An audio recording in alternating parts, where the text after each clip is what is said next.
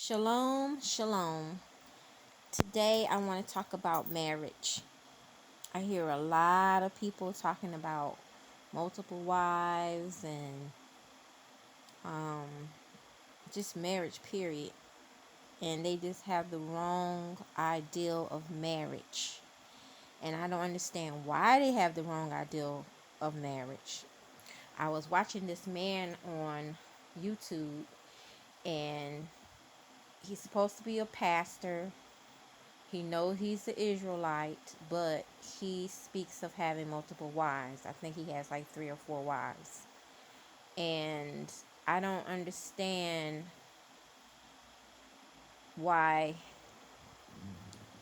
spiritual so-called men pick and choose what they want to do. Elohim, Yahuwah, is the whole word. He is the word. He's not the Old Testament. You can't cut him in half and don't believe the New Testament.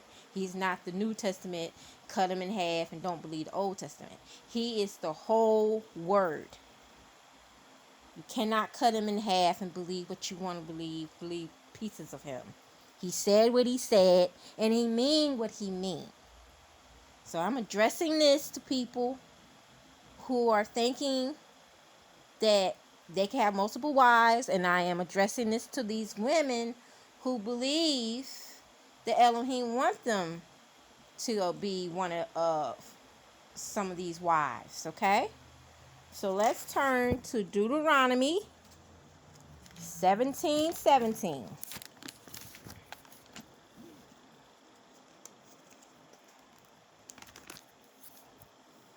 Now, let's turn to Deuteronomy 17, 16, and 17. I want to read both. Verse 16 says, "Only he is not to increase horses for himself, nor cause the people to return to Mitzrayim to increase horses, for Yahuwah has said to you, do not return that way again. And he is not to increase wives for himself, lest his heart turn away. Nor is he to greatly increase silver and gold for himself." And it goes on and on. That's simple. He said what he said. Do not increase wives. Point blank. For whatever his reasoning, you can go ahead and read Deuteronomy 17 for yourself. Read the whole thing so you know who he talking to and all this other kind of stuff. But regardless, he said do not. He didn't say, oh, yeah, y'all can continue to do this. I'm going to keep putting up with it. No. Because why? He knows what's best for us.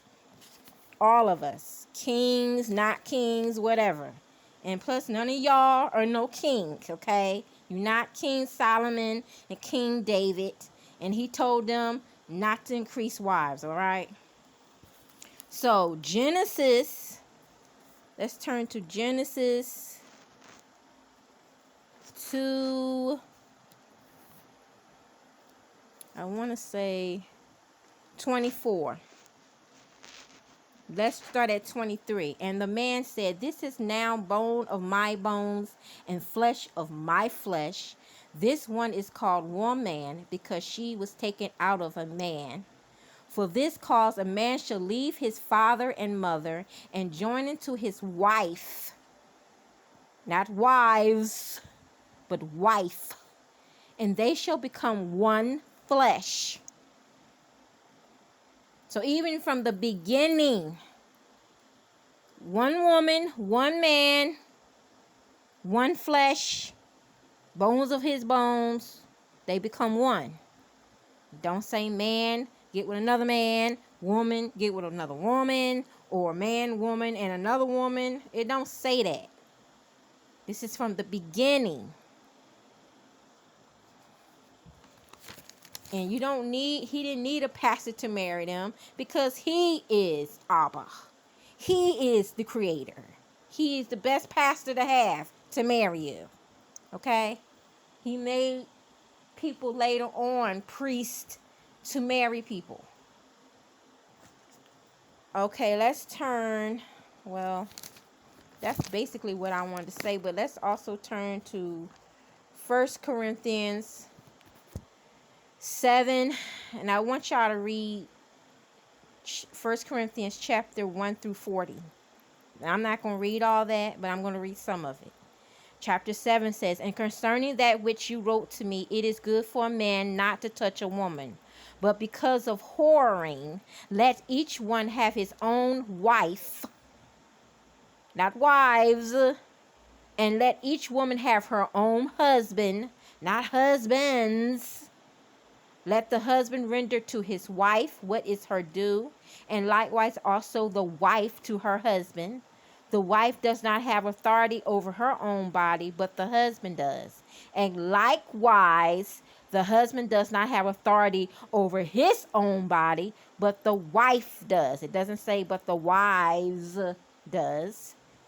"Do not deprive one another except with agreement for a time, to give yourselves to fasting and prayer, and come together again, so that Satan does not try you because of your lack of self-control." Let's go to verse 9, 10, and 11. "But if they do not have self-control, let them marry, for it is better to marry than to burn. And to the married I command, not I, but the Adon, a wife should not separate from a husband. But if she is indeed separated, let her remain unmarried or be restored to favor with her husband. And let a husband not send away a wife." I also wanted to talk about this because a man was saying that he took one verse and made a big deal about it. He said that a woman shouldn't leave her husband. It didn't say that a husband shouldn't leave his wife. It does say that. He says that a husband should not send away his wife. So the husband cannot separate from his wife. He should not send her away. He should stay with her. And the wife shouldn't separate from her husband. Common sense. Just read it. Don't think too much into it. Don't try to use your own interpretation. It says very clearly what it says. Now, if you're not getting understanding from it, it's because he is not giving you understanding. Or he is just allowing you to believe what you want to believe. But he said, "My children, my sheep, hear my voice." So you need to think about that. Okay? Most women in the world have been whores, okay, before they got married. Most women was not a virgin when they got married. You was a whore. You fornicated with somebody or a couple somebodies before you got married. Okay? But you got married. You fixed that. You stopped being a whore because you was heading, whoever was leading yourself down that direction to burn.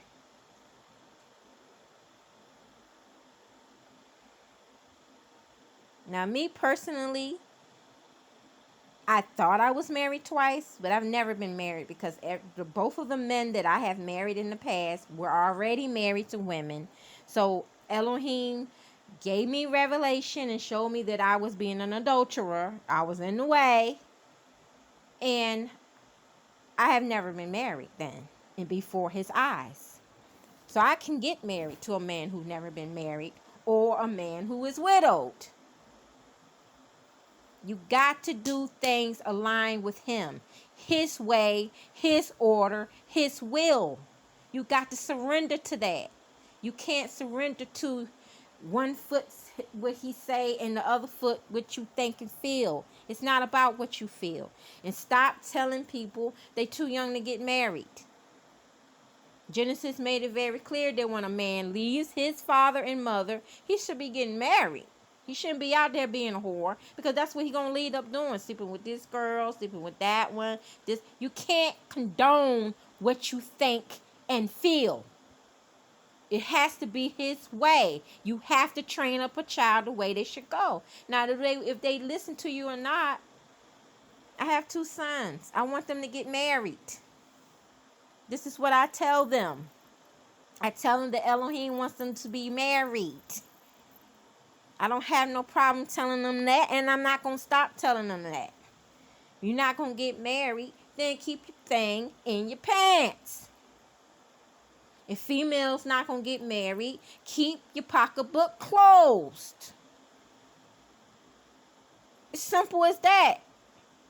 Oh, I don't know if I can do it. Well, if you don't think you can have self-control, what does 1 Corinthians 7:9 says? But if they do not have self-control, let them marry, for it is better to marry than to burn. Case closed. Shalom.